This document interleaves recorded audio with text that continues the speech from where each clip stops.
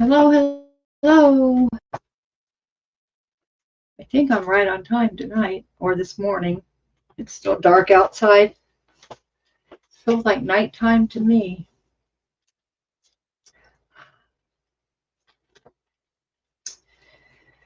Feels like nighttime to me. So, I've been up for about 2 hours. I'm still tired, but I couldn't go back to sleep. So, I'm on kind of a mission here.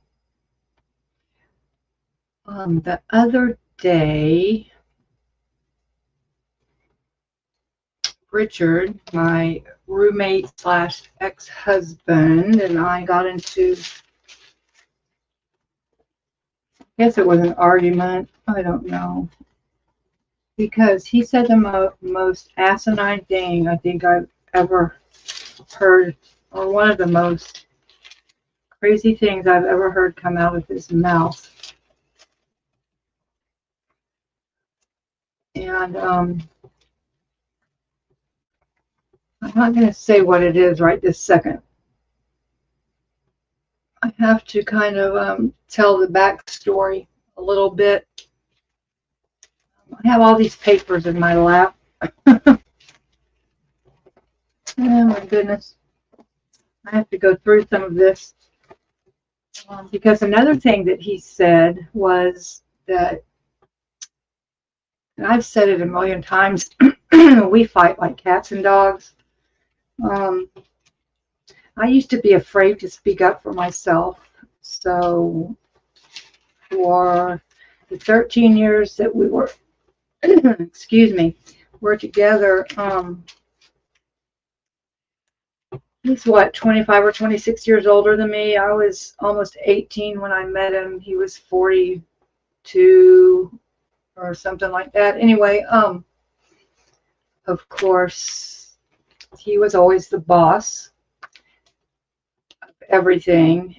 And at the time, I didn't mind so much because, well, he's an artist, but when I met him, to supplement his income, he was selling cocaine. And I had just, well, I was still living with my mom. But once I met him, I pretty much stayed at his house from the day I met him, excuse me, for 13 years. We didn't get married till 11 years after we were together. Hi, Maya. I'm just telling one of my horror stories. I don't know, you might not want to hear it, but I have a stack of folders and papers because the other day Richard said something really stupid to me, and when I tell y'all what it is, you're gonna die. But then after that, the next day, he was trying to convince himself and me, I guess, that the only thing that we argue about is money. And because I usually end up borrowing money from him every month, and I pay it back when I get paid on the 1st or 3rd, whatever day it is. And then I always pay it back, except for one time I was so mad at him that I didn't pay rent or anything. And I told him, I don't care what you do, kick me out if you have to, whatever. I don't have the money to pay rent this month or something. I think I wanted to go see my son, or I forget. But anyway, that's been like a year and a half ago. And then last month, I paid all but $60, and that's the first time. But he tried to convince me that all we argue about is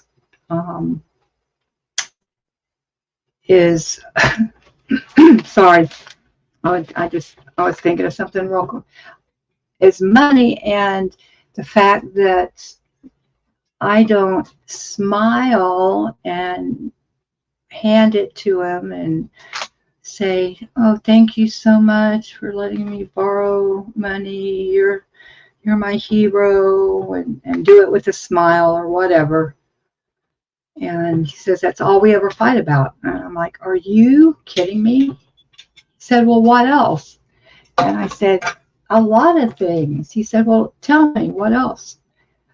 And we haven't been arguing like the past couple of months because he's pretty much left me alone.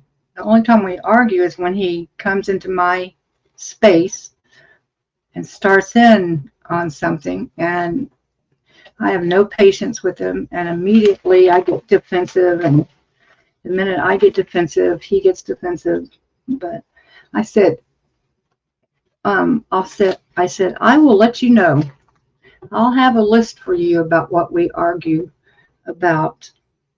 All I have to do is look through my, journal notes. Now, he thinks journaling is stupid and nobody does it. Only crazy people journal. Let me also tell you this. He doesn't believe in addiction. He says it's just in your head.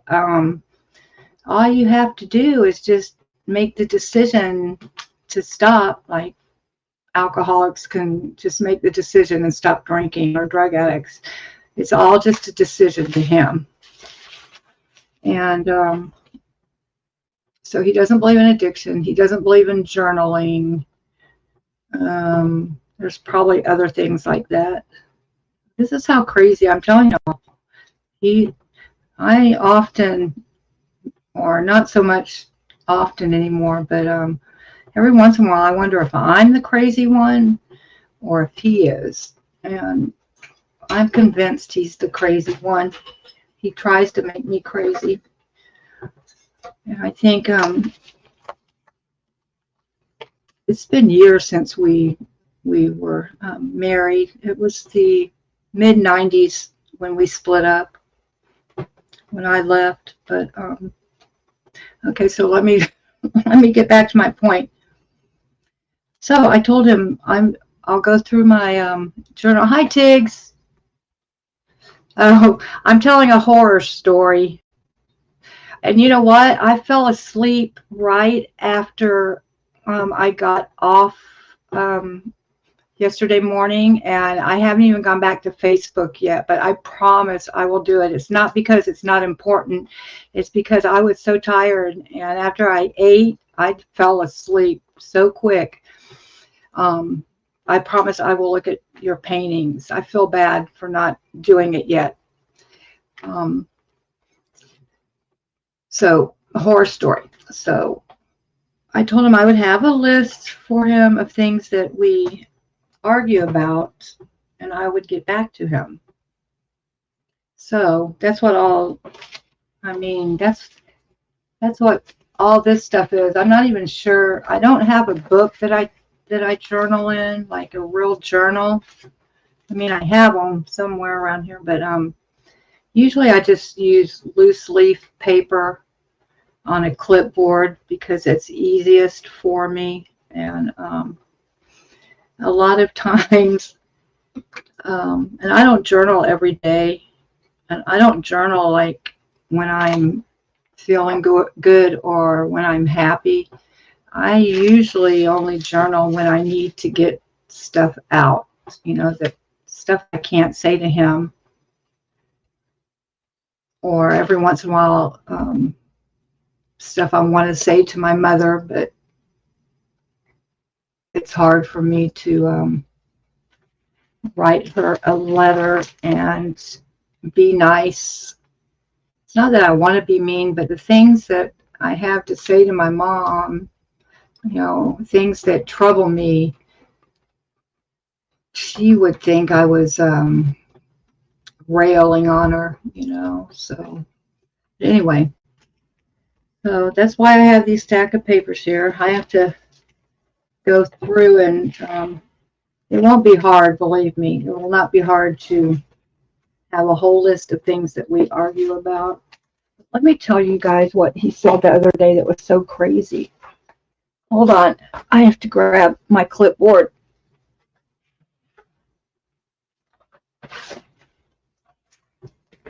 I started to write it out the other day. And I kind of went off on a tangent, so I'll skip over the tangent. This ended up being like 5 pages front and back. Once I start writing, I can't stop. Oh my goodness. I said, I just want this documented because I couldn't believe my ears when I heard it. It was so unbelievable to me that I thought I was hearing things. Let me give you a bit of the backup story to put things into perspective.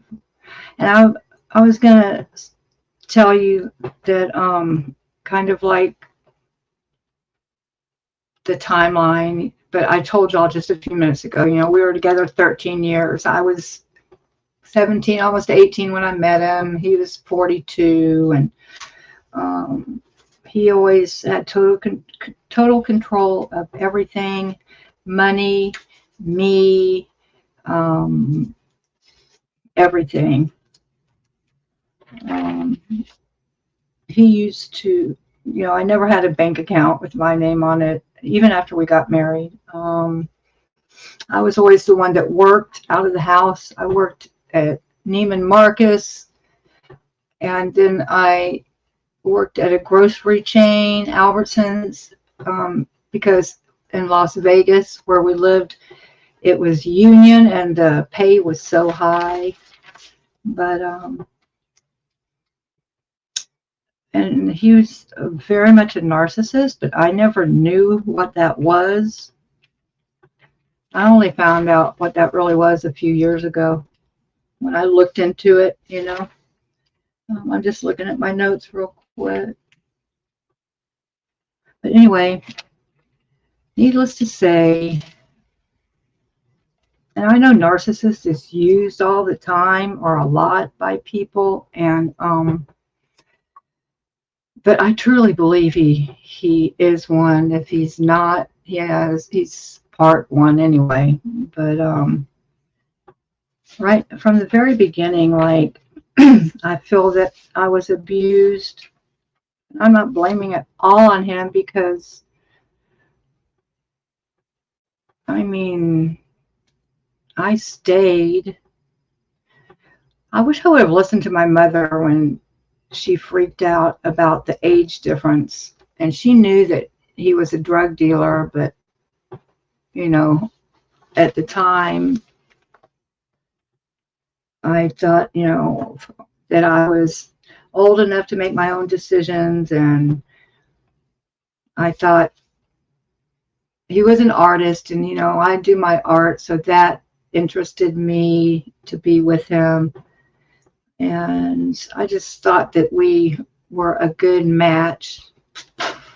But anyway, I was abused in every way, and I mean every way. Emotionally, sexually, and the sexual abuse started right from the get-go. Not that he raped me all the time or anything, but he made me start believing things that weren't true at all. And I told him they weren't true, but he would repeat it so much, and I would get to the point where I would just give in and say, okay, just to shut him up. At the end, he got physically abusive, but he doesn't remember that, and he thinks that I'm thinking of someone else. Now, mind you, I've never been with another or dated another man that abused me. No one ever hit me. I mean, they might have, I would say none of them really abused me.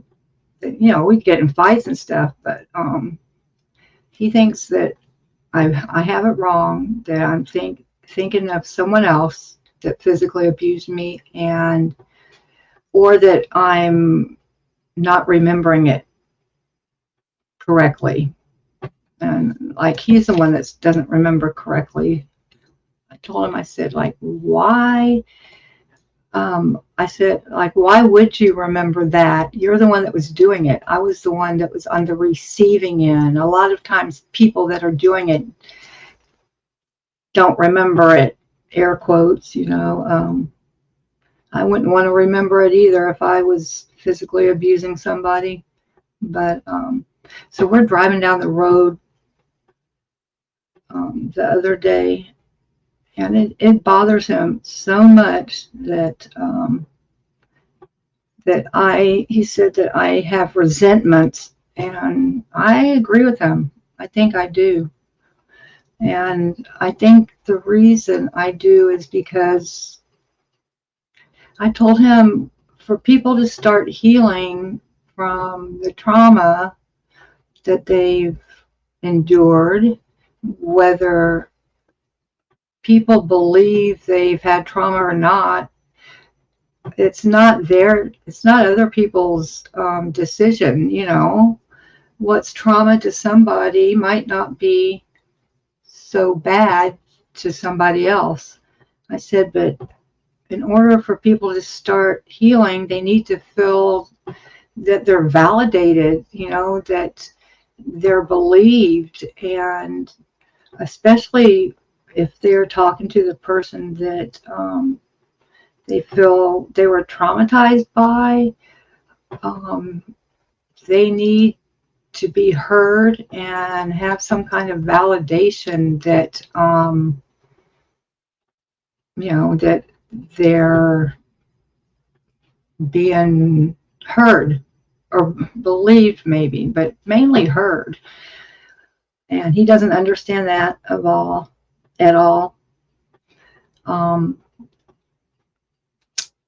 And so he said, we were driving, and he's like this. He started talking about that he doesn't believe that I was physically abused, and I'm remembering it wrong. And he said, let me get my notes real quick. He said, oh my gosh, my writing gets messier and messier the longer I go and the more upset I get. It's too funny. Okay, he's like, well, sorry, you guys. He said he never, okay, one time he held a gun to my head, okay, and he says, I'm the one that held him hostage for a whole 24 hours. Y'all, I've never held a gun in my life, ever, never. And I proved myself right on this because we didn't have guns in our house ever. The whole 13 years I was with him. He got a gun after I left him. And then one time when I went back and we were talking or something, it ended up in a fight, and he had a gun to my head.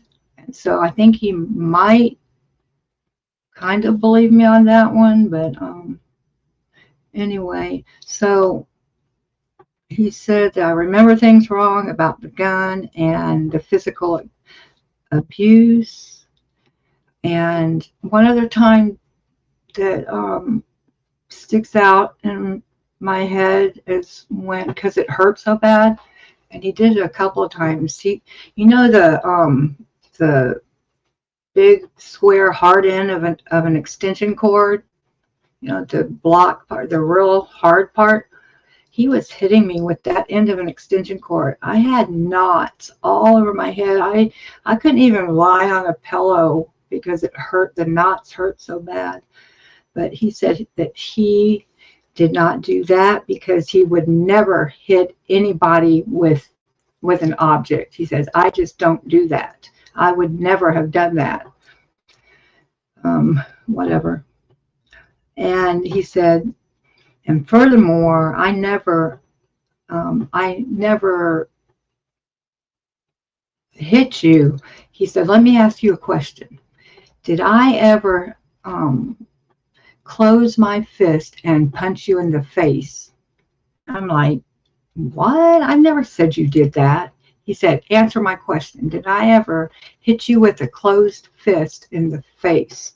I'm like, oh, so you're saying you didn't hit me because you never hit me with a closed fist in the face. He's like, yeah, just answer my question. He said, that's hitting someone. And that's what blew me away. So in his head, if he doesn't punch someone in the face with a closed fist, that means he didn't hit them. Yeah, I got so livid that he was trying to make his point of that he never hit me because he didn't punch me in the face with a closed fist. Yeah, I'm going to see what y'all have to say about that. Okay, I don't remember. Just a normal thing they do. Yeah. Yeah. I mean, how can someone think that it's only a hit if it's with a closed fist in the face? But he's standing by that. And yesterday, I asked him, I said, I just have one question. I said, do you remember making me take off all my clothes and then locking me outside? He said, yeah, I remember something like that. He said, what did you do? It's always, what did I do to make him get so mad at me? I'm like, oh my God. I said, I don't know. I just wanted to know. I said, since you don't remember so many things, I just wanted to know if you remembered that. Well, he kind of remembers it, but, you know, I must have deserved it. He said, how long were you out there? I said, a couple of hours. He said, no way. He said, I might have done it for 5 minutes or something. I said, no. It was nighttime, thank goodness. But still, who the frick locks someone outside naked because they're mad at them? And, you know, all of this is only because he was physically stronger than me, of course. And he said,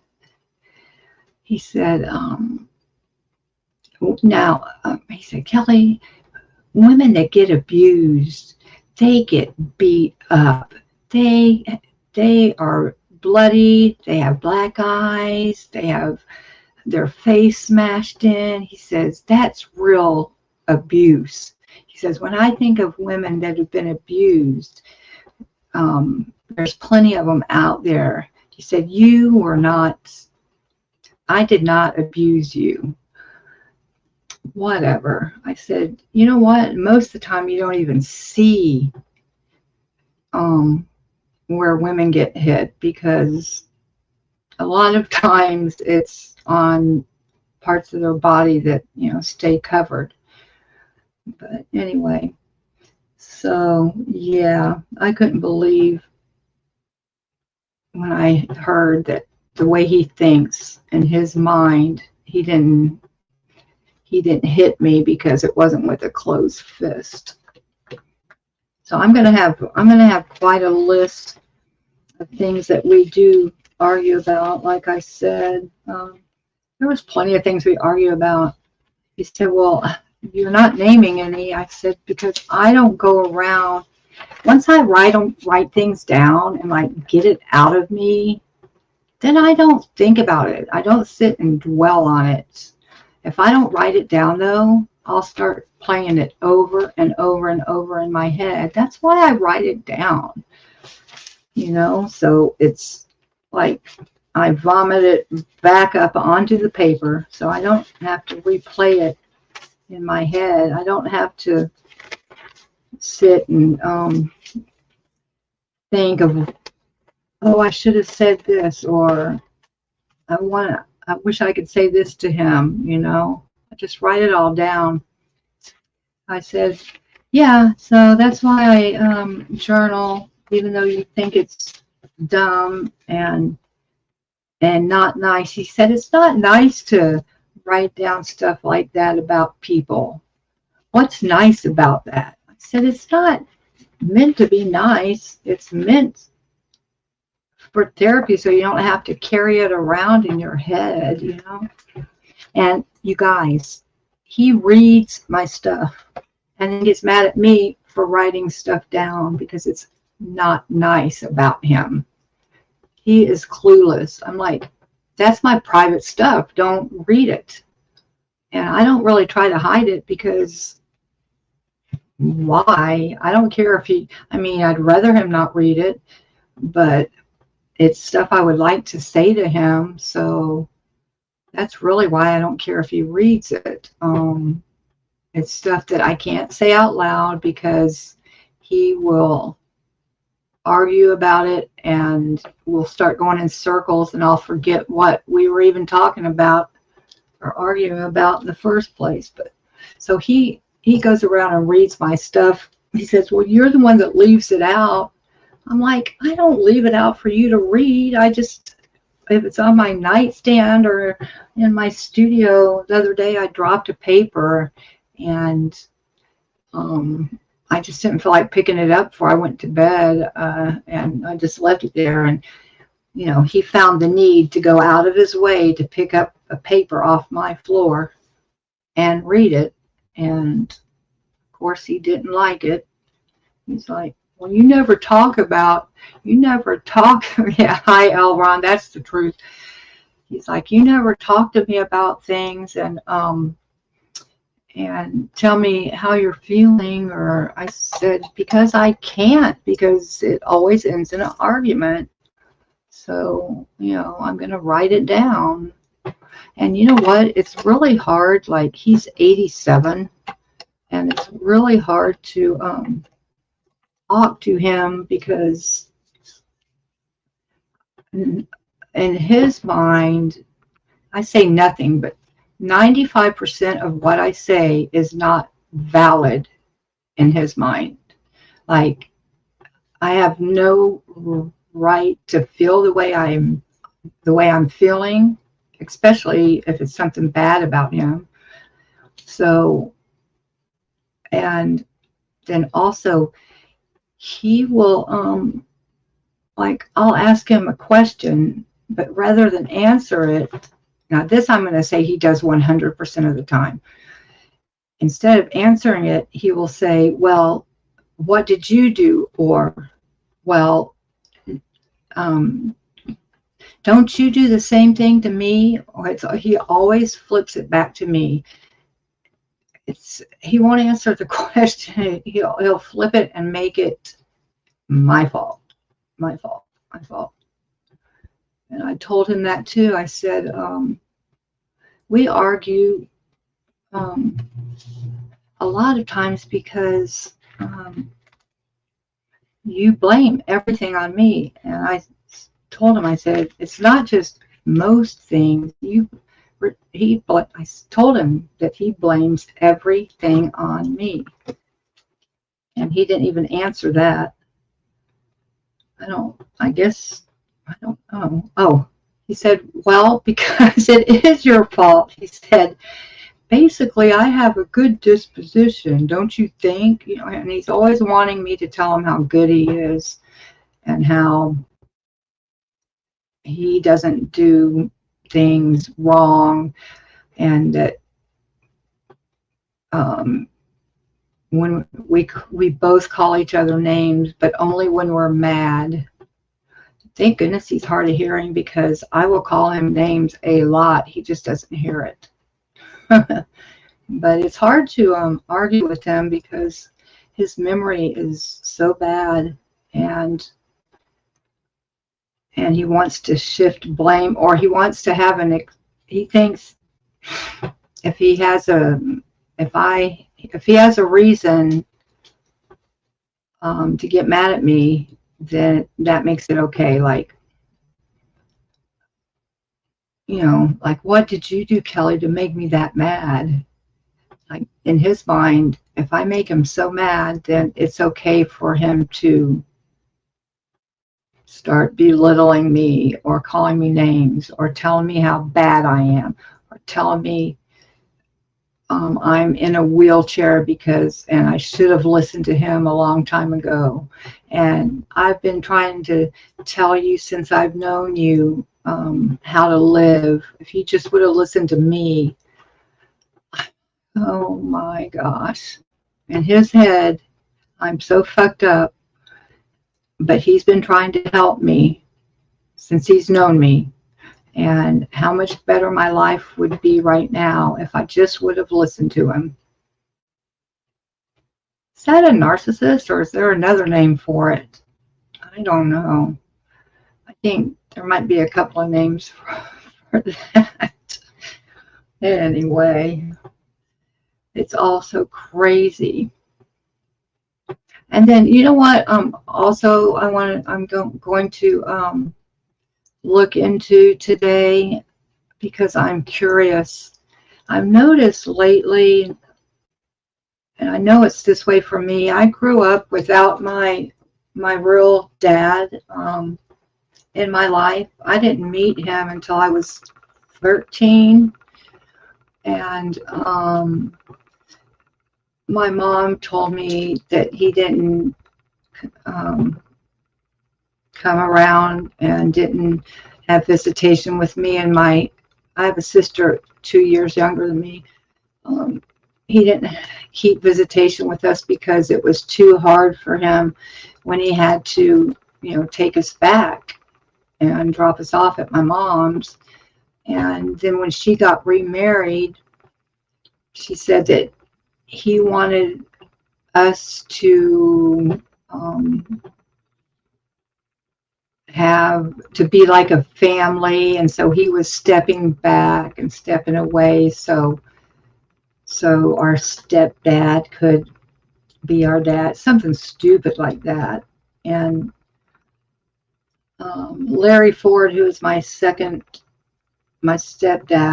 he did adopt me and my sister. That's why I have the same last name. But he was very mean and abusive. And y'all remind me to tell you the story of what happened to him at the end of his life. He burned up in a fire that somebody set, but that's another whole story. You can even Google it and watch it. They made a TV show a couple of summers ago. I was watching some true crime channel, and his story came up on one of those. I forget which one it was on, but anyway. So, but I've been noticing, like, because I caught Lara FM's, I don't know how to say her name correctly. Sometimes I say Laura, sometimes I say Lara. Anyway, I was watching her a little bit a couple hours ago, and she was outside of Big Blue, and she told a couple of different people that her dad works in the galley, and she goes up there every once in a while hoping to catch a glimpse of him, like maybe when he's leaving, getting in his car to go to his birthing. Or she just wants to catch a glimpse of him. And then Nora, she often talks about how much she misses her dad. And I've always known that little girls need their daddies when they're growing up. And if they don't have them in their lives, there's something that happens, I believe, to little girls, and they carry it over into womanhood.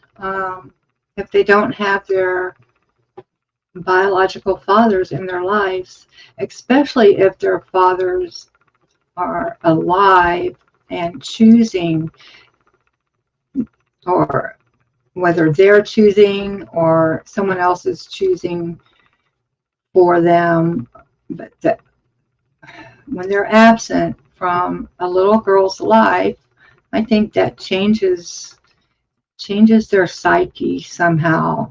And like I said, I think more often than not, little girls carry it into adulthood.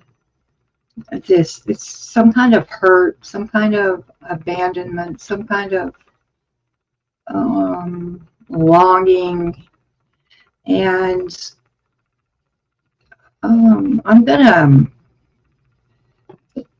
take a little bit of a deep dive into that, about what the experts think happens when little girls grow up without their daddies. And then also, I just realized a couple of days ago that my mom and stepdad went through a terrible, terrible divorce.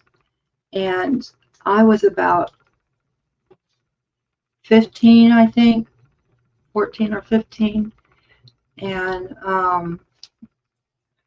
it was real nasty. And my sister and I had to testify.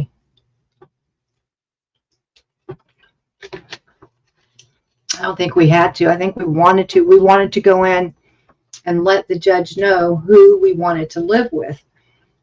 And of course, we did not want to stay with our stepfather, but he had legally adopted us. And when him and my mom split up, it was one Christmas Eve, and there was 4 kids.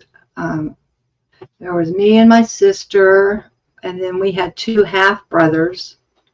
I never knew they were half brothers until I was way older. I just considered them my brothers, but they were half brothers, and I don't remember how old they were. They were quite a bit younger than us. I think maybe they were 5 and 7, or 6 and 4, maybe 6 and 4. But it was Christmas Eve, and they set us down, and I think my mom said that she was leaving, but she would be back to get us, and she just couldn't stay there anymore because of all the fighting. And I'm telling you, they fought every day. Me and my sister would go to bed, and we'd hear the arguing start, and so we would sneak down the stairs and sit on the bottom step and try to listen to hear what they were fighting about. But so she left, and so it was a few months before their court case started. And I just figured out the other day that my mom really used me and my sister, and I'm a little upset about that. I went in there and told some lies on the stand. He was trying to get custody of all 4 of us, which he ended up getting, even though he wasn't our biological father, and even though I was 14 or 15, old enough to know I didn't want to live with him. He successfully proved that she was an unfit mother, and long story short, I only stayed with them a couple of weeks after that. I ended up running away, and so did my sister, and we moved in with my mom. And he didn't care. He really didn't want us. He just wanted to win in court, But my mom's attorney and her took my sister and I to a child psychiatrist, and I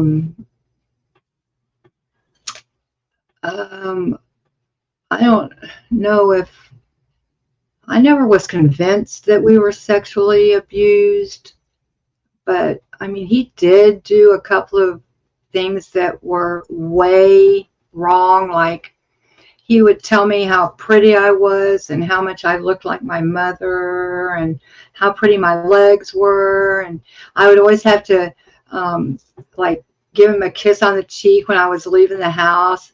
And every once in a while he would stick his tongue in my ear, like when I was doing, oh, it was just gross. I don't ever remember him like going past that. My sister says she remembers some fondling. I remember him coming up to my bedroom one time. I remember hearing him come up the stairs, and I was going to sneak out that night.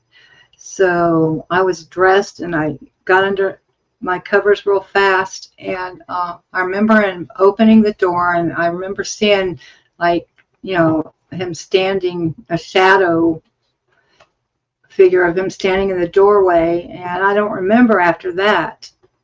So something could have happened, but I don't think it did.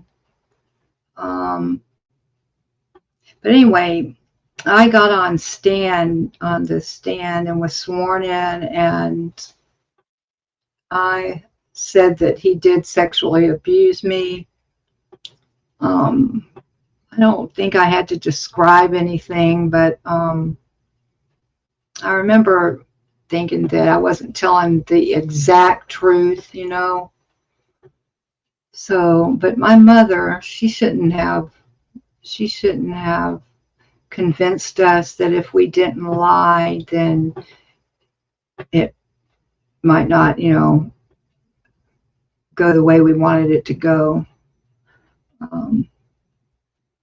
So I have a little bit, not too much, but a little bit of anger for her using me and my sister in that way. It's funny because I never really thought of it until a few days ago. But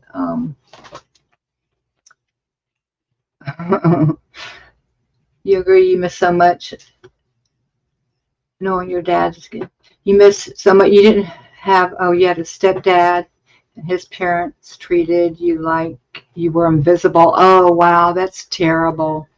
That's terrible. You know what? My step-grandparents, they were actually okay. They were a lot nicer than my stepdad, and they lived in Miami. We were living in Texas when they got divorced. I'm from Texas, and we were living in Houston. That's where I did most of my growing up. We lived all over, but when I was in like the third, fourth, fifth, sixth grade, we lived in Huntsville, Alabama, because he was an engineer and he worked in the space industry, you know, like building the rockets that were going to the moon and stuff. But they lived in Miami, and so we used to get to go visit them, and they lived in this big old house, and it was right on Biscayne Bay, and it was so much fun to go there. And we would, like, me and my sister would spend all summer there, and there were two girls our age that lived down the street that we played Yahtzee with all the time. We played Yahtzee all day, every day in the summer. That's too funny. And then we would get to go fishing, and our grandfather would take us in his car, like, to the Walgreens or something like that, and we would pick out little things that we wanted, or and he would always say, now keep your eyes open, and every time we saw a purple car, we would get I think it was a quarter. It might have gone up to $1 over the years, but it was really hard to find a purple car, let me tell you. And it couldn't be maroon. It had to be like purple. Oh, but so yeah, I'm going to take a deep dive into what the experts think happens to little girls that grow up without their fathers. Now, my father is still alive, and after, like, he came back into our lives when we were when I was 13. He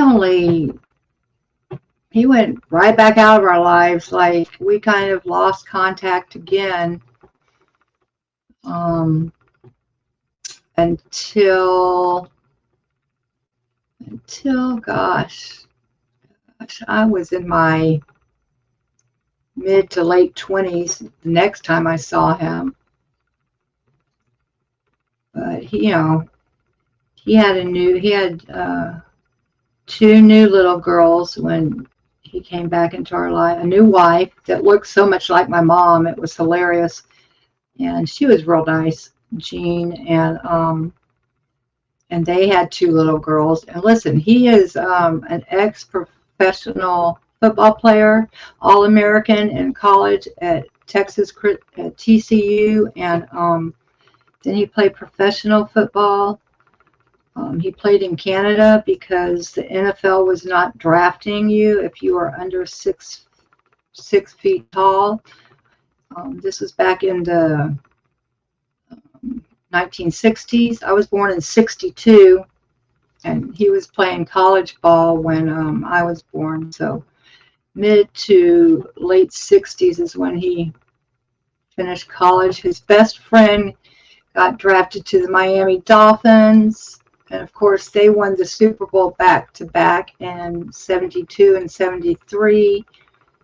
And they lived in Miami too, of course, so I got to go stay with the Miami football player. And he was first string too. And I got to meet all of the players one year and get their autograph. And it was really cool. The coach was Don Shula. Anyway, so my dad had 4 girls, no boys. I bet that about killed him. He had no one to teach football to. Yeah, but he had some grandsons, and my son is playing football right now in college, but my dad is nowhere around for him. I mean, I know where he is. He's in Austin, Texas, where my mom happens to live now too, where 2.5 years ago I was homeless there for 2.5 years. She didn't live there at the time, but a lot of my relatives did, and he had just moved there, but wouldn't let me even come visit him. I told him that I had nowhere to go. I said, I don't want to move in, but I do want to come talk to you, and maybe you could help me figure something out. He wouldn't even let me come to his house. But so that's what I have going on. Okay, I'm glad you're still here, Tiggs.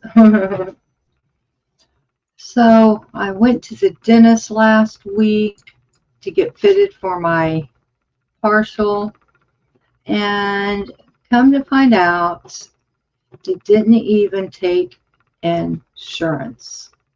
And I don't know why I didn't ask. I figured all dentists took insurance, but they were strictly a denture place, and I didn't even think. Like I said, I thought all dentists took insurance, but they don't. So I have to tomorrow, Monday, find a dentist to go to and get. I thought last week I would have my new teeth, but oh well. I need to get it done this week so I can smile.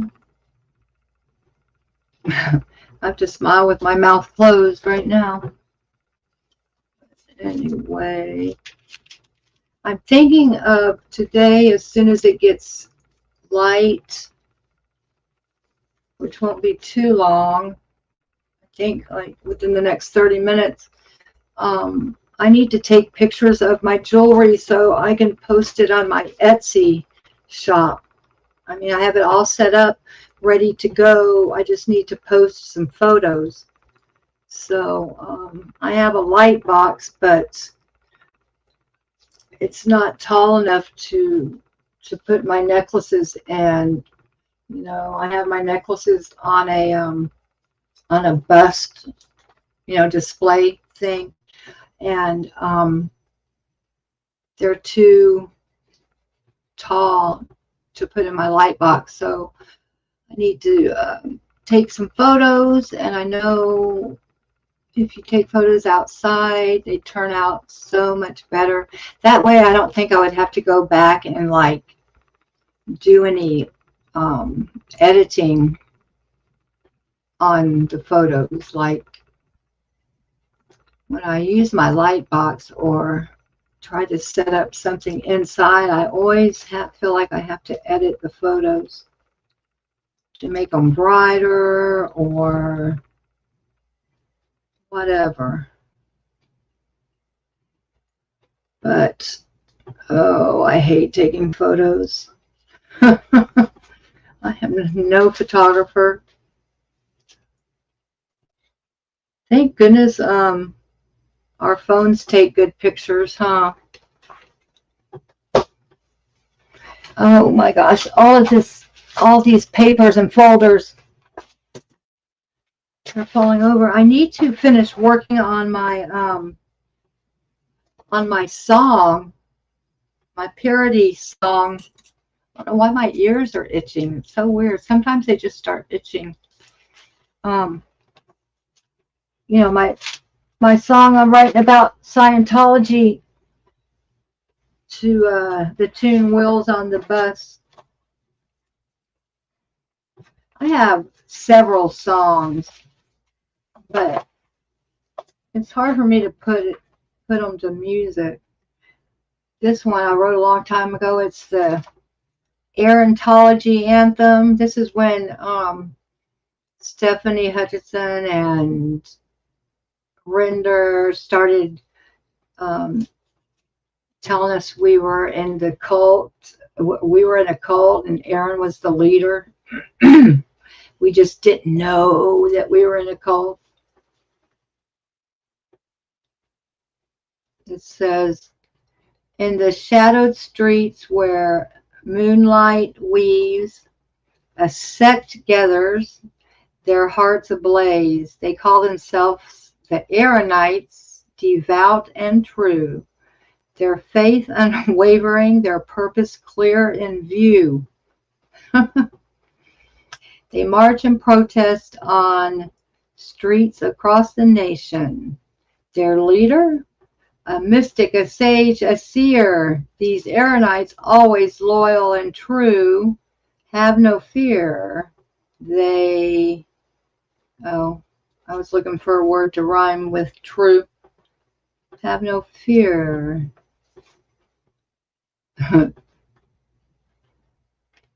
Anyway, the chorus. Oh, Aerontology, the path we tread through starlit.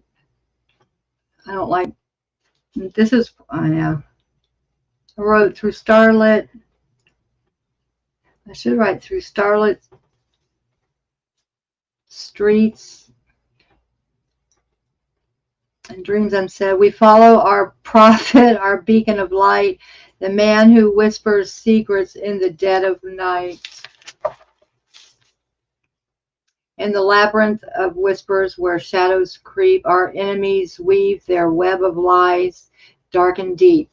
Their tongues like serpents hiss with venomous intent to tear us down, unravel hope, and leave us spent. They forge deceitful armor clad in falsehood's guise. Excuse me. Their daggers dipped in malice, aimed at cloudless skies. With every twisted tale they spin, they seek our fall. But we will stand firm, unyielding against their... I can't even read that word. something. I can't even read it. Then I wrote a different chorus, I guess. I don't even remember all this.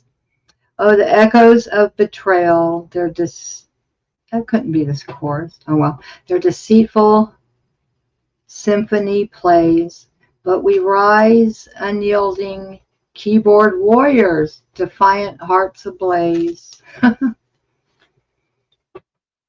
Their whispers echo louder like thunder in the night, yet truth remains our fortress, our unwavering light. They dance with their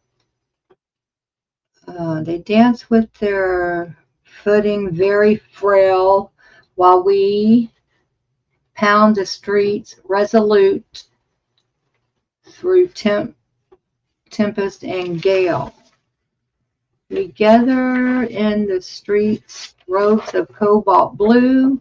Our words echo through buildings old and new.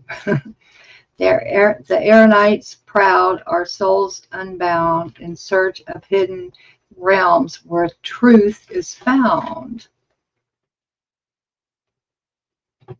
We seek the Aeron sphere, a cosmic plane where logic bends and reason wanes. Our enemies are oh so easily to tame. And so, dear listener, heed this tale, beware of the aeronauts' American trail, for in our quest for truth we may unravel the very fabric of our enemies, or perhaps just their travel. Their arsenal of falsehoods, a twisted tapestry woven with threads of envy, spite, and treachery. But we wield the sword of honor, shielded by our,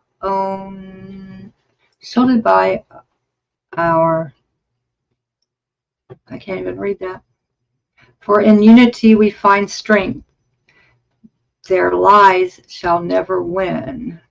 So let them spin their webs, their intricate deceit.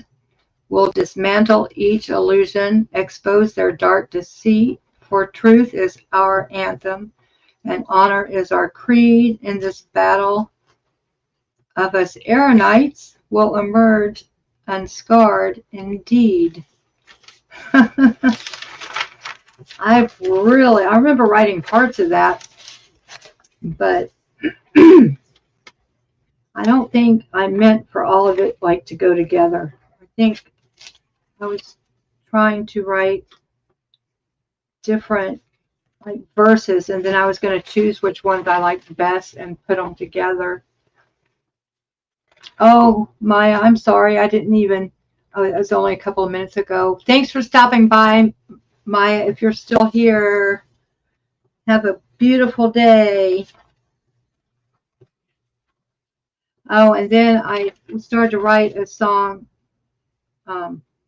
where the ants go marching one by one. Hurrah, hurrah. I wrote the aeronauts go protesting one by one. Hurrah, hurrah. The aeronauts go protesting one by one. The good one stops to make a point, and they all go marching on to the lawn. Then 2 by 2. Well, this was when I was going to include DOA, but I don't think I would do that now. Let's see. 3 by 3. The streamers go live and scare the cult. Did I really write that word? The pussies, the liars, the evil doers. I must have. 4 by 4. I have a whole bunch of different ones here. And I have one for Jessica. The Jessica one stops to say, hey, you. And that's Confident Chris. I have let's see. I have one for the LAPD and the Never Ends. mm.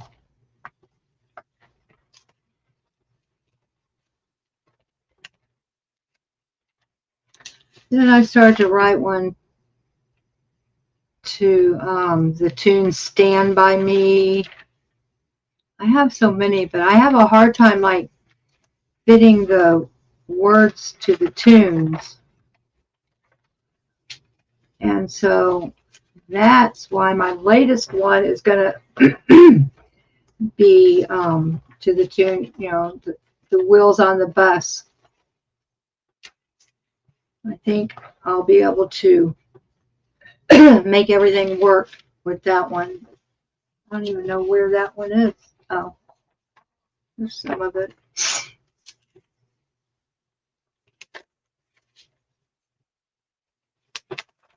Yeah. And there's two ways I can do it. I can, I'll show you just a second.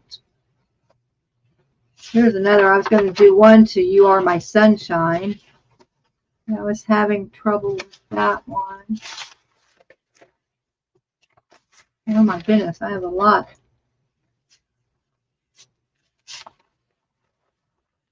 Oh, and this is where I start to mention different people. Are you still here, Tiggs? Here's where I mention you, Tiggs, and Maya. That's too funny. I mention a lot of different people from the chat. Purple Groovy, Poet, Psych, and like I mentioned a lot of the smaller channels. Miss Dawn Sunrise, or Miss Sunrise Dawn, Miss Kim, Bo Beats, Fluffer Squirrel, Sir Crepitus, Ken's Channel, Susie, Oh Hell No, Pup Groomer, Red, Retired Red, Cricket, Multimedia, John Shamwowski, Elron Liar. Oh, there's a lot. I have more that I have written down here.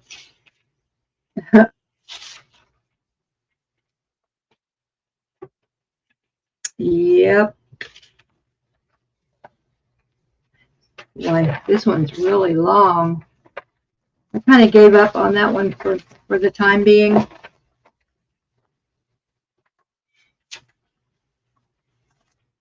I just mentioned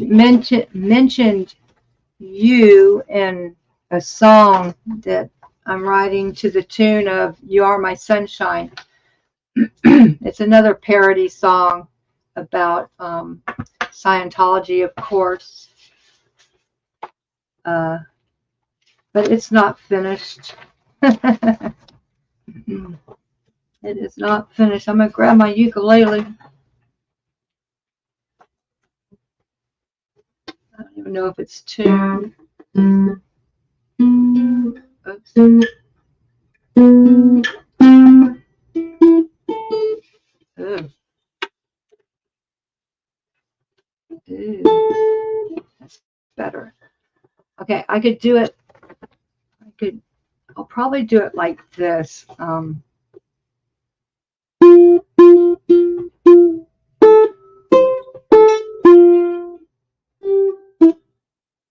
Oops.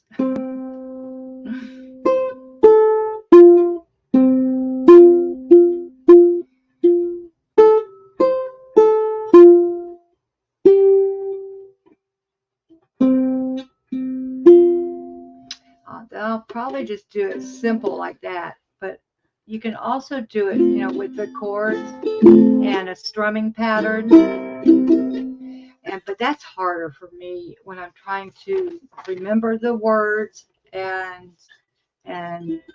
pick the tune, like sing the song, pick it, and change chords at the same time. I can do it when it's the true words to the song. But like if I'm changing the words, and even though they're written down in front of me and I'm changing chords at the same time, sometimes I get confused because I want to start singing the real words to the song. So I'll probably just do the simple little picking, you know, just one note at a time. But yeah, I need to put this down for a minute.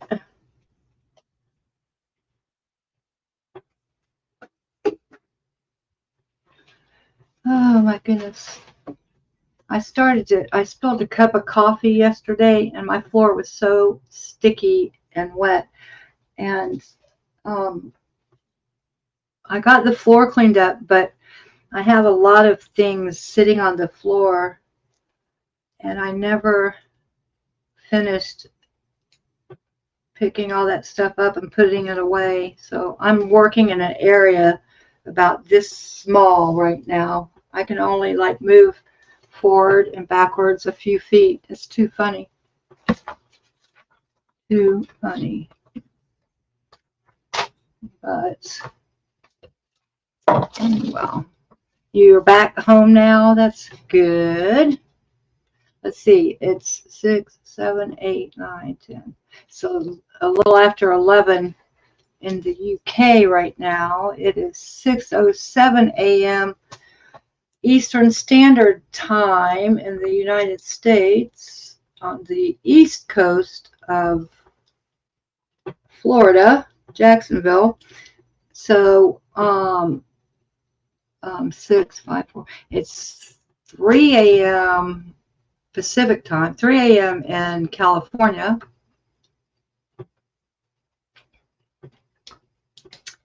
And let's see, it's 5 a.m. Central Time and 4 a.m. Mountain Time, 3 a.m. Pacific Time, like I said. And I'm not sure what time it is in Hawaii. I think there might be a 5-hour time difference from Miami and California. I'm not sure.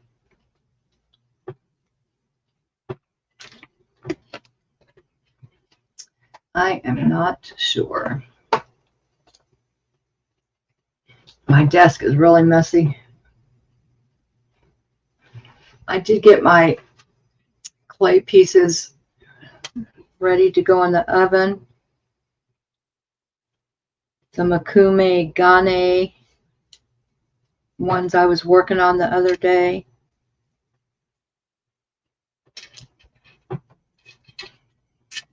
That look kind of like wood grain. They're metallic. I use metallic clay. I don't know. Let's see. I love metallic clay, but it doesn't show up real good on camera, I don't think. It's bronze and gold and bronze and gold and copper and white gold glitter and yellow gold glitter. It's supposed to look like wood grain. Here's one that I put on a silver backing. Kind of, you can't really see the sparkles. You know what I should do is I should get a tray. I should resin some pieces. The resin I use after I bake these and they're cured, 95% of the time I seal them with UV resin, and I have a UV light in here that I can put them under to cure the resin, but that takes a long time. And if I put them out in the sun, in the sunlight, it takes like 5 minutes for the resin to cure, where in here it might take 30. And I just have a real inexpensive little UV light, so you can only set the timer to like 90 seconds. So I'm continually having to push the timer, you know, to keep the light on. You can buy UV, like they look kind of like small toaster ovens. They make them, you know, for like jewelry making and stuff, and you can set the timer to 30 minutes or an hour or whatever, and then walk away. But I can't afford that kind of light right now, so I just have, I have the kind that you get at Michael's or Joanne. I think they use it maybe for fingernails.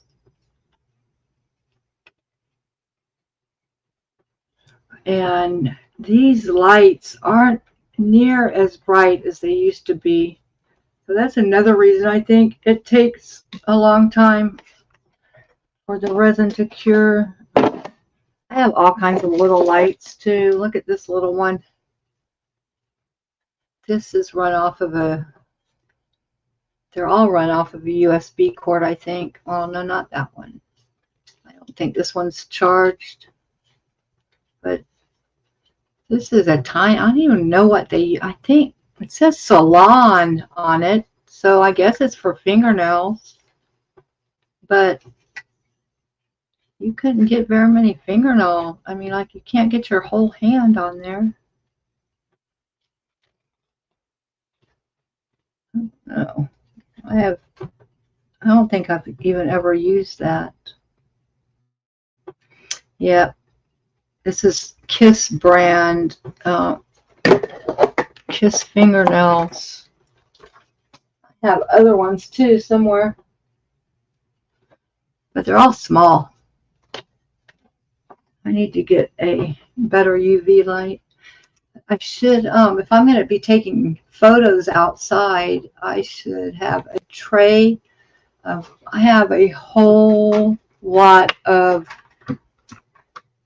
pendants and earrings that I need to resin. And I should get like a tray ready to go outside. I should sit here and be putting resin on these pendants. That means I would have to clear my desk. I should do that. Here's one I made the other day. I don't know if I made it, if I was doing a live or if I just made a video of it, but it was a Natasha bead. This is how it turned out. It's kind of cool. I need to sand it just right around the bottom and then resin it. I try to stamp the backs of my jewelry so they're not just plain, you know.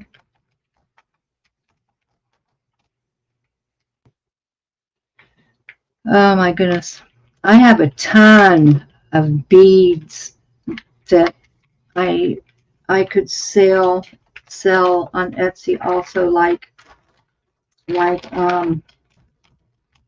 made out of polymer clay, you know. I like the way these turned out. Let's see, how am I going to show you these? Let me grab my camera.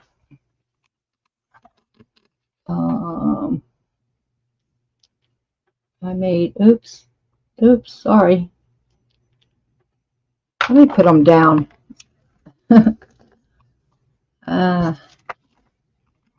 Yeah, I made these. I made a video. I made these last week. Those are clay.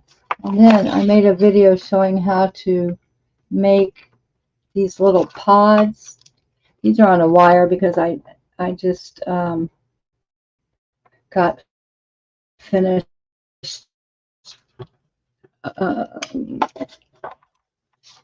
putting a liquid varnish on them. I just dip them in. Well, you can't even see those very good. Hold on, let me find the other string of those little pods. They're so cute. They look like little artichokes. Can you see? Here, let me. Can you maybe let it focus for a minute? I don't even know if that's going to work. These are just little, like little pods. I wish you could see it better. Is it going to autofocus? I'm looking off to the side because I'm looking at my computer. Anyway, these are little, just little pods, and I put them in, I use them in my necklaces sometimes, and sometimes I will put crystals with them and make earrings. But I have a ton, like little baggies and baggies and baggies of different beads that I need to sell also. But I don't know if I don't think I should sell them in the same Etsy store as my jewelry.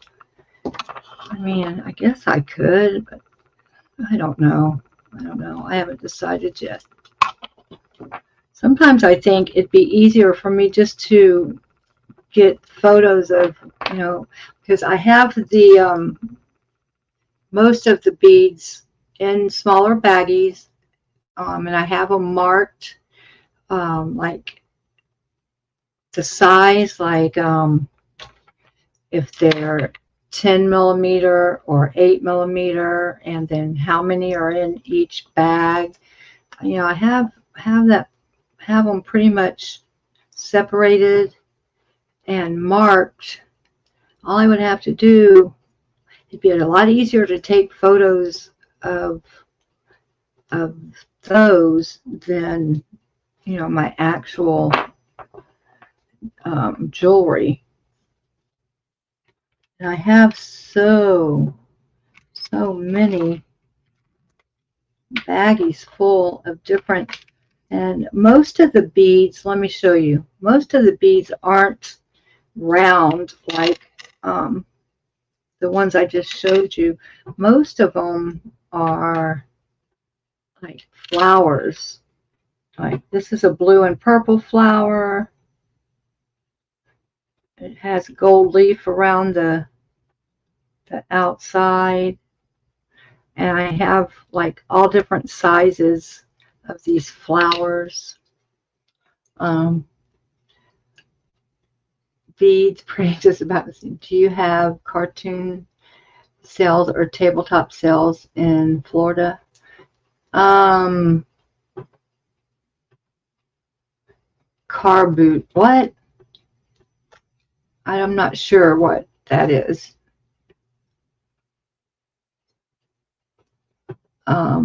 What is car boot sales or tabletop sales? Oh, you mean like at a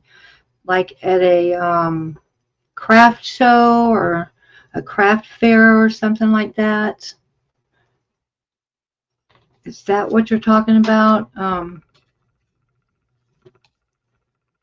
Hold on, I need to. A trunk, yeah. Yeah, we have those here. I just don't have a car right now, and I am definitely not going to ask him to take me to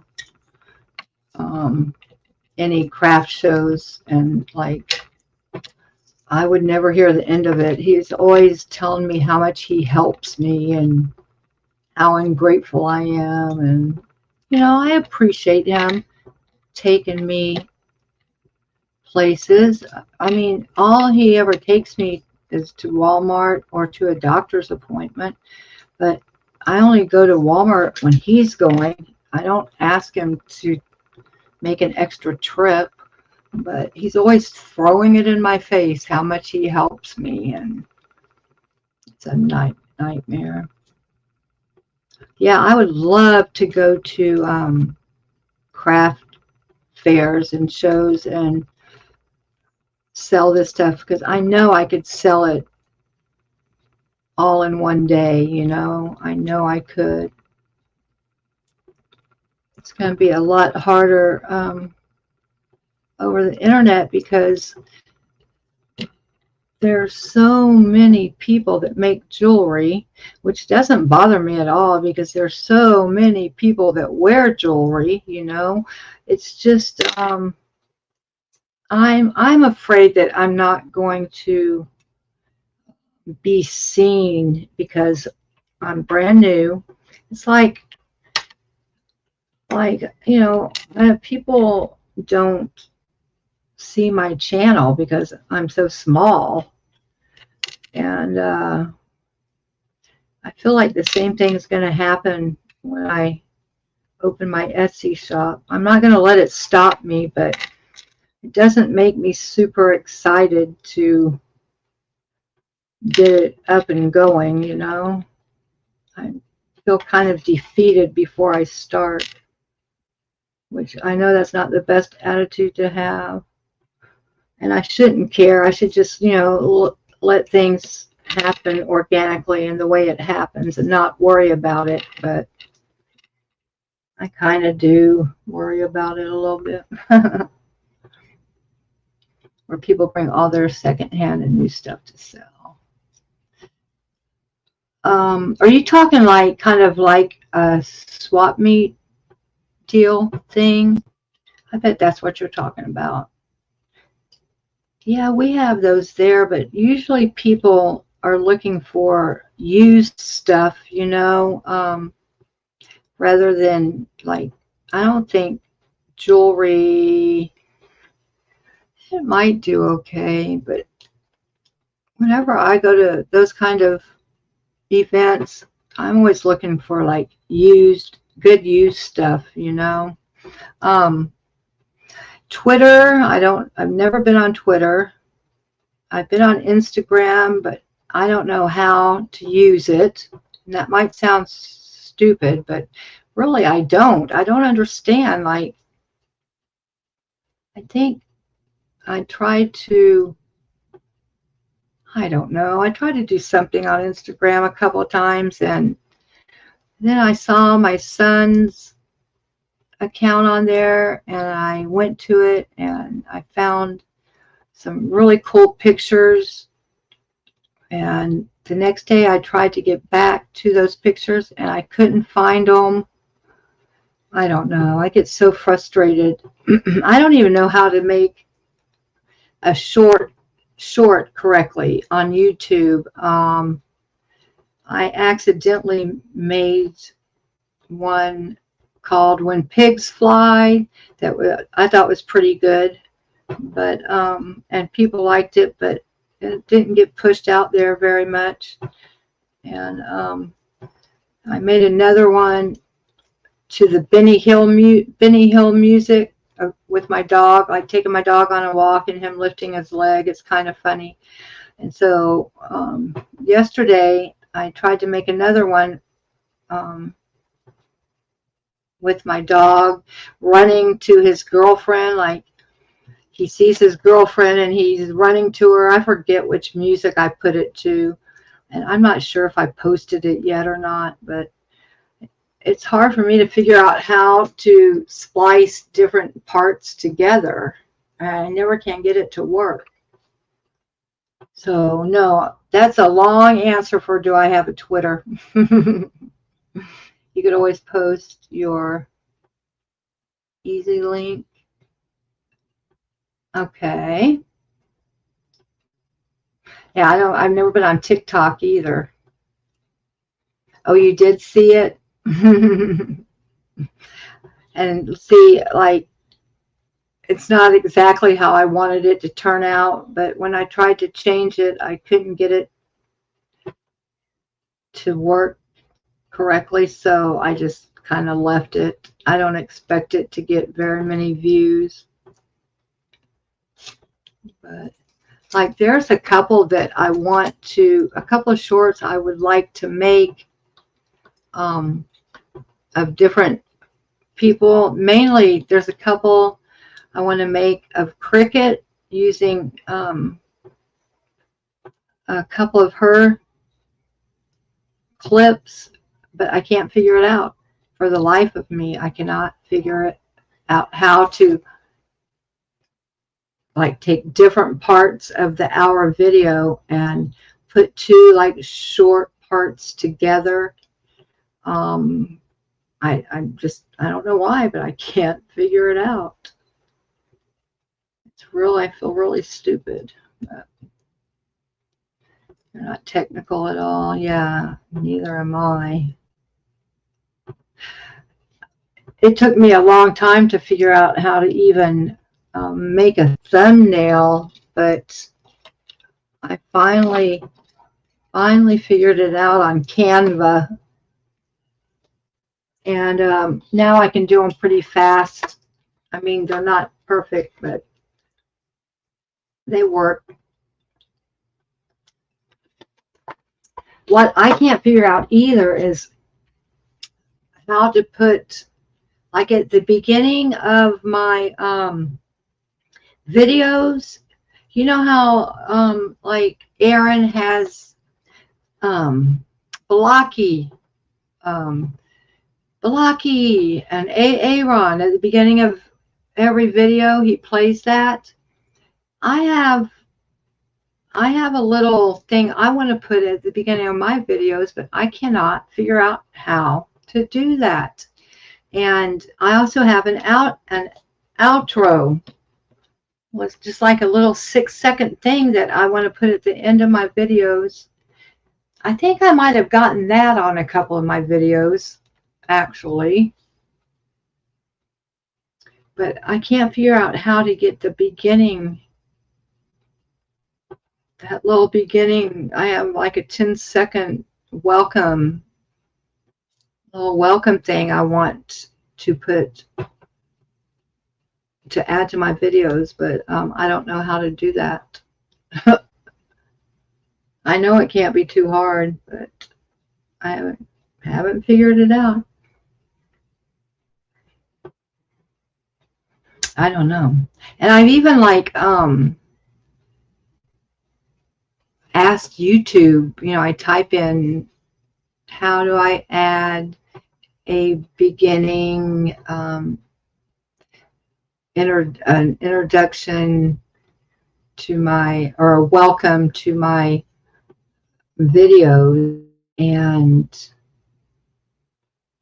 I couldn't find the answer, a simple answer. I forget what it was telling me to do. Yeah. Anyway, I did check my watch hours, and I have more than I thought I did. I have like 1,900, almost 2,000 watch hours, and you only need 3,000. So that's why I'm going to start going on every morning and try to get some watch hours on by live streaming. And then I might start trying to throw an art video on also every day, just because I know it's not Scientology, but at least if I'm throwing a video and live streaming every day, maybe the watch hours will start adding up, you know, faster than than I expect. That's what I'm hoping for. I would like to have the watch hours and the 1,000 subs before the cruise on September 21st.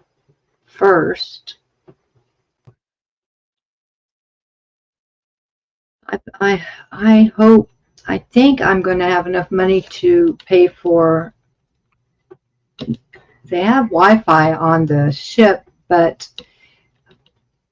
you have to pay for the Wi-Fi where you can stream and where you can get your email and stuff like that. And I think it's like $25 a day or something. And we're going to be gone for 8 days. That's a lot.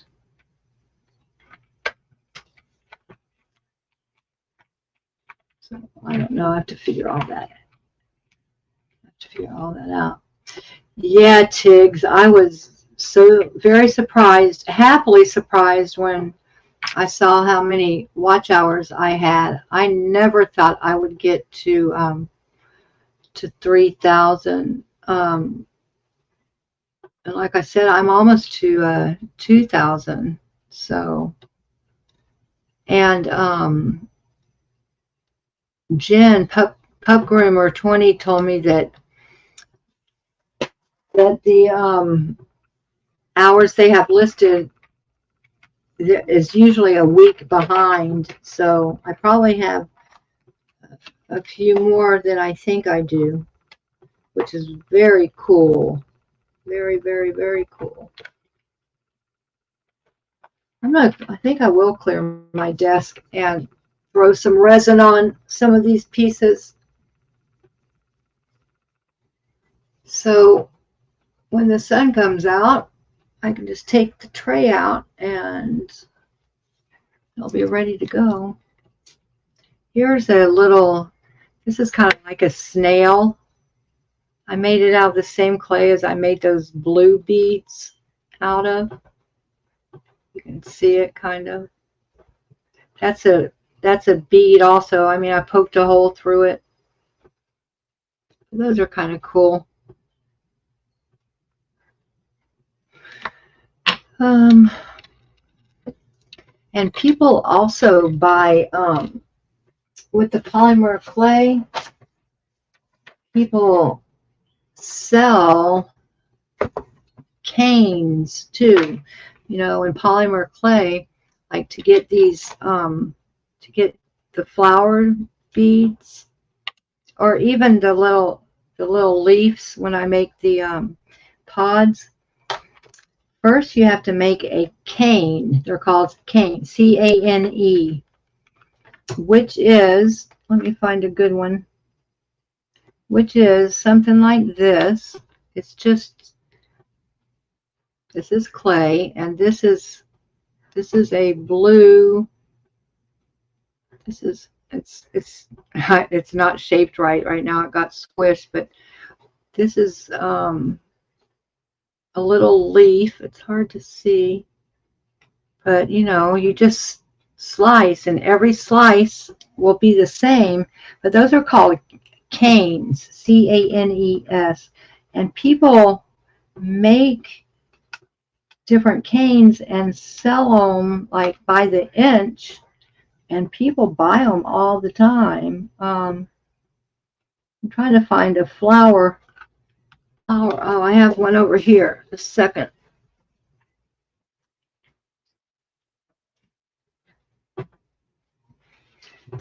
Now, here's one.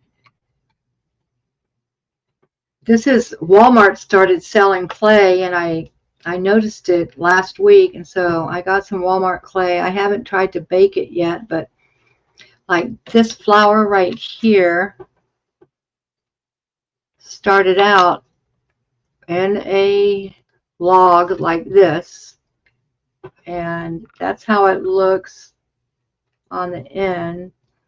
And once I take a slice off, I get a tool, and everywhere that you see a line, I kind of just push it in to give it some movement, so it looks more like a flower instead of just a flat disc. I have a ton of canes in here, you guys. A lot of them are like old, over a year old, but that's okay. They're still good. Here's a little pink and purple flower. Everything's misshapen. Can't really see that one. The colors, pink and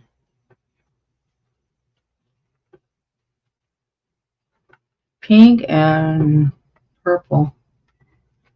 But anyway, here's a different kind of flower.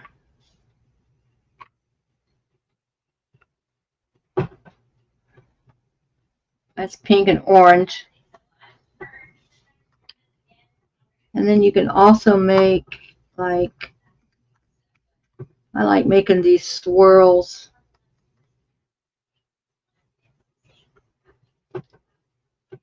Those swirly swirls. Those make kind of cool beads. I have a bunch of different colors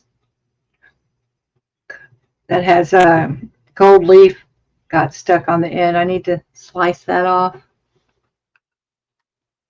But yeah, so you can sell these too, you know, and people buy, like I said, they buy these by the inch. I wouldn't sell these. These are too old. And there's another swirl. I believe, I think that might be translucent with the black swirl through it.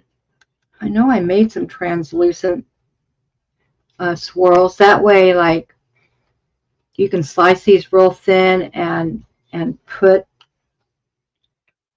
a slice of the translucent over something, and then you have that little swirl mark. All you see is the black swirl and not the rest of the cane. Like I said, I have a lot of beads. Maybe I'll just start out trying to sell those before I try to sell any jewelry. I don't know. I kind of have a feeling that might be better because there's not as many people selling polymer clay beads and canes as there's a ton of people selling jewelry. You know, you can imagine. You can imagine, yeah, lots.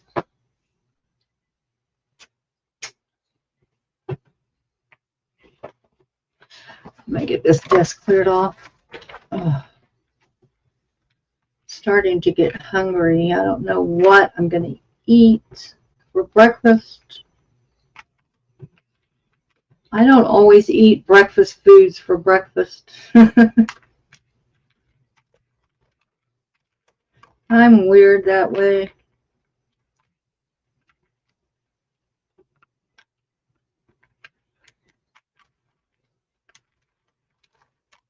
For a while there, I was hooked on English muffins with butter and cherry jelly, and I would eat a couple of those a day. so much cherry jelly. I still like cherry jelly. It's so good. It's so much sugar though. I hope that tray doesn't fall down. I have trays and trays of things that I need to resin because I have such a hard time stopping with these Natasha beads. I just love to make, I love to see what kind of design I get when I cut into the clay. You know, you never know what you're going to get. What kind of design.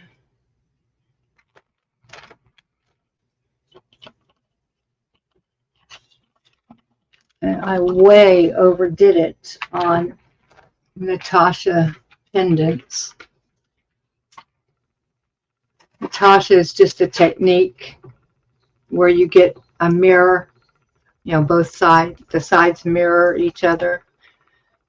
I feel like I have to show it every time because there might be new people looking, but this is like scrap clay and you make it into a log like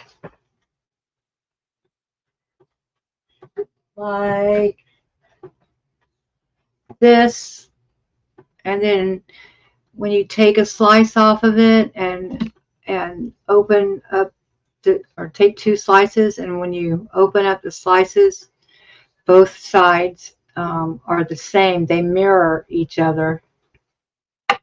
Here's one. Here's one.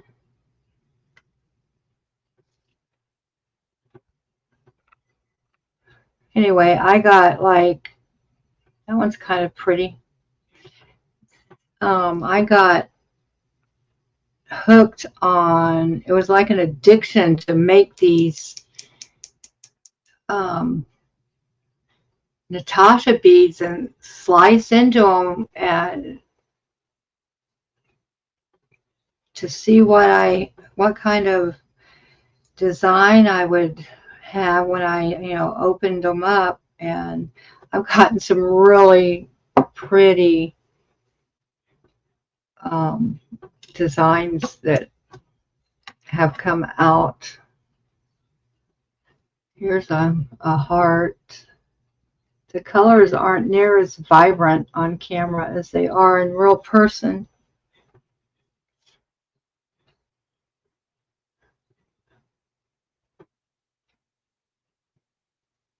And let's see, I have another one. This one's kind of hard to see. I just like the colors. Hard to see that. That one doesn't even look like, you know what? This one is not a Natasha bead. It was just a pretty part of the clay. I don't remember doing this. I usually make sure both sides match, but I just liked that design and the colors on that clay. I guess that's why I decided to make a small pendant out of it. It's hard to see. I know it's so little. It's just an abstract design. And then I want to make some more like this. These are earrings. I took the ear wires off because one ear wire was longer or bigger than the other one. But this, doesn't that kind of look like enamel? Do y'all know what enamel, when they paint with enamel paint and then they bake it, it kind of looks like that. It looks better in real life, but all this is some white clay with I took some some chalk pastels and shaved off like blue and yellow and purple. and took a paintbrush and just went, the raw clay accepts the chalk pastels really, really well. I don't know, it's so hard to see in that light, but yeah, it kind of looks like enamel paint. And then I put the resin over the top of it, of course. But I wear these often. I like them. I'm going to make some different colored ones sometime. Like I said, I need to figure out exactly what clothes I'm going to take on that cruise and make sure that I have all my jewelry picked out for each outfit. And if I don't have exactly the right things, I can, of course, make whatever I need to make. I need to get, we're having a prom night, one of the nights, and you can wear a dress from any era, I guess. I kind of want to wear something from, I graduated in 1980. I might wear something from late 70s, early 80s, or I kind of want to wear something from the 1960s, but I need to go to a, bye Tigs, I don't know, okay, you just put that up. Good. Thanks so much for stopping by, and I am going to, hi Ann, I'm sorry, I just saw you. Tigs, I will definitely, I'm not so tired this morning, I will definitely take a look at Facebook and your paintings this morning, hon. You have a beautiful day. Thanks for stopping by. You haven't caught my lives for a while. You love muffins with jam and jelly too, but got type 2 diabetes, so you can't do it often. Wow. 50s dresses are amazing. Are they? Yeah. I'm going to try to get 50s or 60s and maybe 80s. I'm kind of past the 80s because I lived it, you know. So yeah, 50s or 60s. One time I went to some event at a yacht club when I was dating some guy, and we used to go to the yacht club all the time, but they had some event, I think it was like a casino night, or maybe it was a Halloween event, but we wore stuff from the 30s and 40s, and I got the coolest dress. I wish I still had it. I went just to a thrift store, kind of an uppity thrift store, and found the perfect dress for that era. And I need to go thrifting pretty soon. It's just so hot during the day right now. Oh, I hate to get out there. And I have to have Grumpy drive me around, which I don't enjoy. But he likes to go to thrift stores, but he doesn't like to spend much time in them, you know. But if I'm looking for a dress or something specific, it takes me a little time. I can't hurry through. I cannot hurry through a thrift store, especially if I'm looking for something specific. Then I have to go try stuff on. That takes me forever. Being in a wheelchair, I say this all the time, but it takes me at least 3 times as long to do things as able-bodied people. I figure it takes me 3 times as long. Something like that.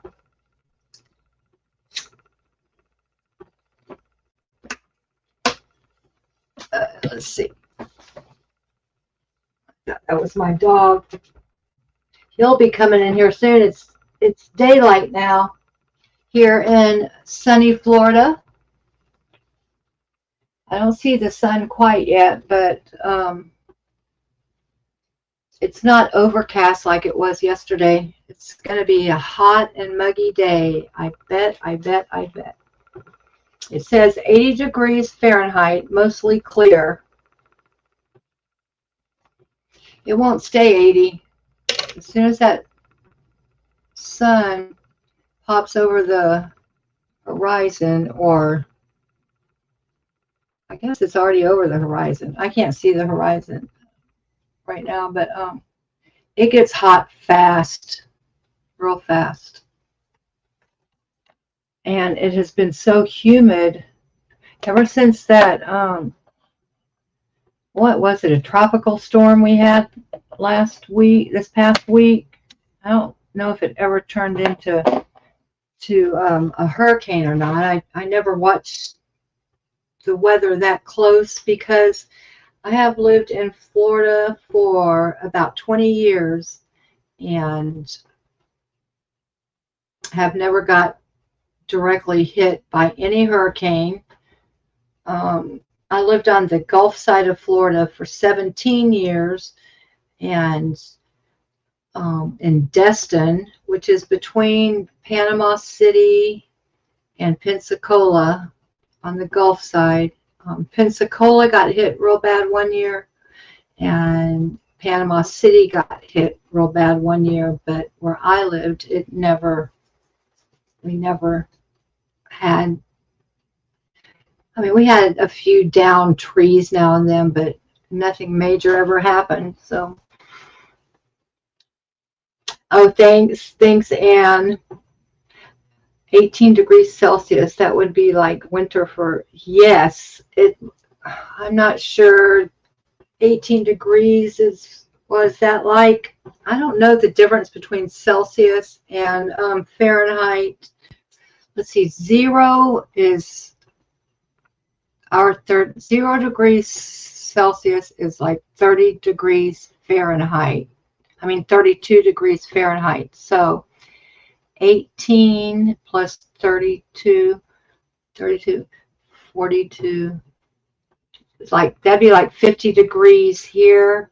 Yeah, it'd be 18 degrees is chilly.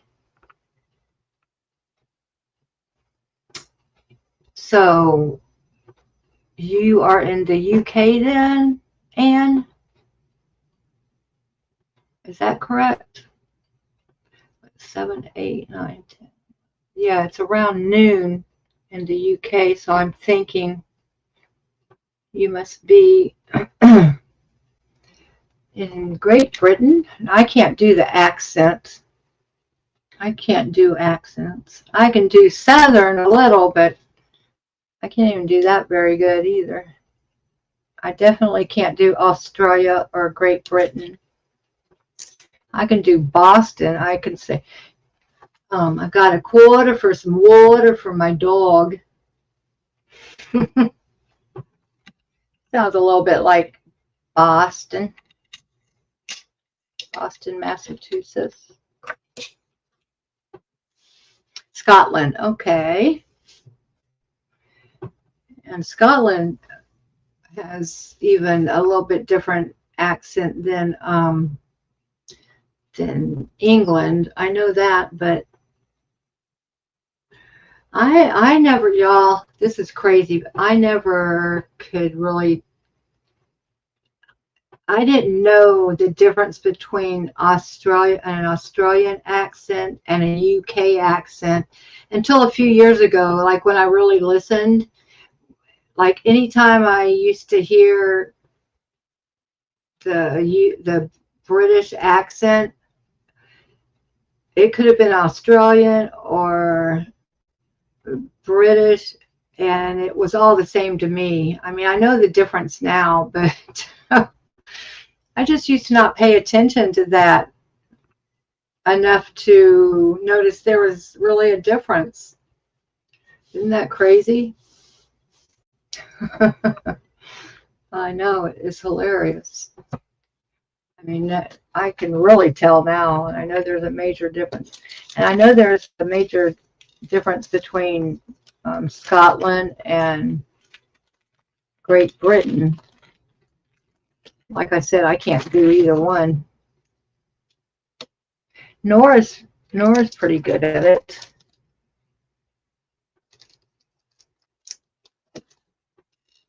Oh my gosh, I spilled a whole box of tiny little crystals, like, I mean, tiny, like the size that people put on their nails, and they're stuck to clay. Oh my goodness, what a mess I have. What a mess. They're stuck to everything. Oh goodness. Trying to clear this desk off so I can brush some resin on, some UV resin on some of my pendants and earrings, and take them outside to cure, because they cure so quick in the natural sunlight. But I have to get this cleared before I can start on that. Usually I have my camera facing down on my desk, but I took it off and put it on a little tripod thing I have that spins. Like, I don't have it on right now. Let me see. It will follow my face. It must be out of charge. It's not following my face. I was using it last night. I must have run down the battery. But I can't really direct the camera down on my desk like usual. I don't know. I don't know.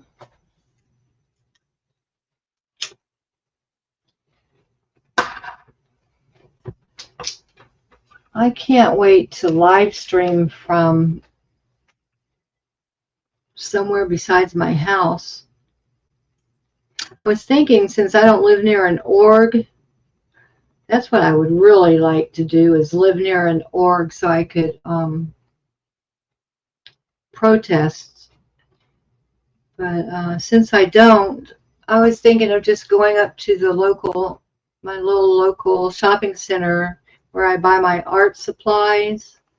It's a pretty big shopping center. And doing some chalk tech and just bringing up awareness about Scientology being a cult. I could do that, and I might do that this fall after it cools off a little. It's still a little hot to be out there doing it now, especially since I will have to take my dog with me, because he has such separation anxiety. If I tried to go up there without him, he wouldn't be happy at all. I was going to take him on the cruise, but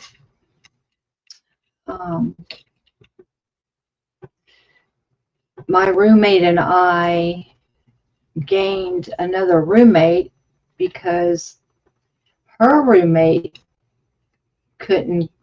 ended up not being able to go on the cruise, and she has a balcony room. So my roommate and I decided to pay a little bit extra to be in the balcony room, and the lady with the balcony room is allergic to dogs, and so I decided not to take my dog with me. I have a long-haired Chihuahua, and it'll be easier for me if I don't have him anyway. So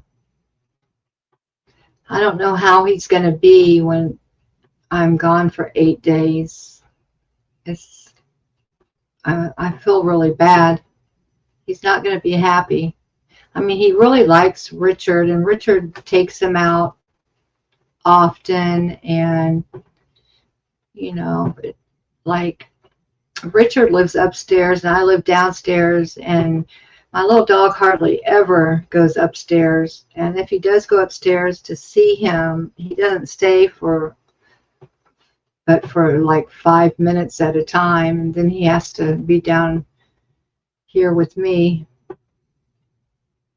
He's always close by, that's for sure.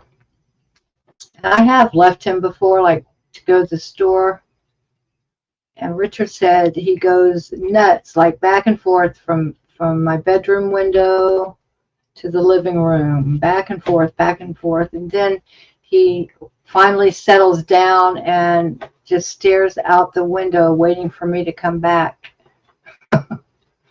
Poor little guy. Poor little guy. I feel terrible. Sometimes it's just too hot to take him, but I mean, it's even too hot for me. I haven't been out on my scooter to a store in a long time. Well, my scooter's been broken. I'm waiting on a part to come in. Oh my gosh, I was so upset yesterday. I was expecting it like 2 days ago, and then day before yesterday, and then yesterday, and it still hasn't come. I haven't had an electric cart for over 2 weeks now. It's terrible. I hate being without it.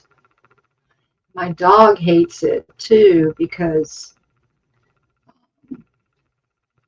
I can't take him on long walks like he likes. In my manual wheelchair, it's just too hard to roll up and down these streets and sidewalks in a manual chair. So hopefully it will be here tomorrow. We don't get mail on Sunday. So unless it's coming, it's not coming through Amazon. I didn't order it through Amazon. That's right.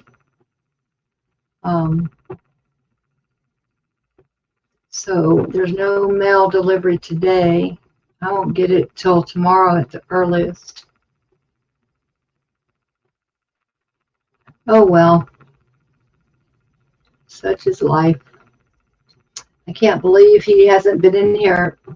He'll come and he'll push on the back of my chair with his front paws when he wants to go on a walk or if he's hungry. And he hasn't been in here yet, which is very surprising because it's light outside. Anyway. Well, you guys, I think I'm going to jump off.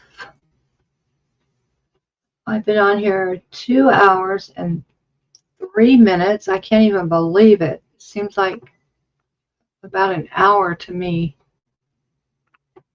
I guess my horror story went longer than I thought. Oh, goodness.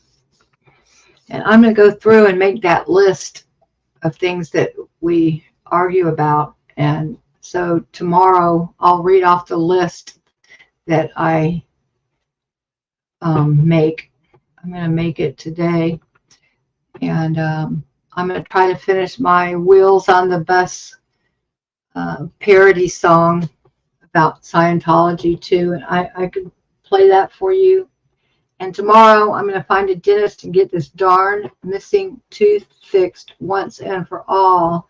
Every time I catch a glimpse of myself with that front tooth missing, it drives me absolutely batty. It looks so terrible. I apologize. I know it's hard to look at people with bad teeth. Oh, goodness. I never in a million years thought I would be on camera if I had a missing tooth. That's something that I never in a million years thought would happen, but what can you do? Oh, Anyway, thank you so much, you guys, for being. Did I win the fight? Don't even notice missing tooth anymore. Oh, really? I noticed it. Drop short. Hi. Did I win the fight?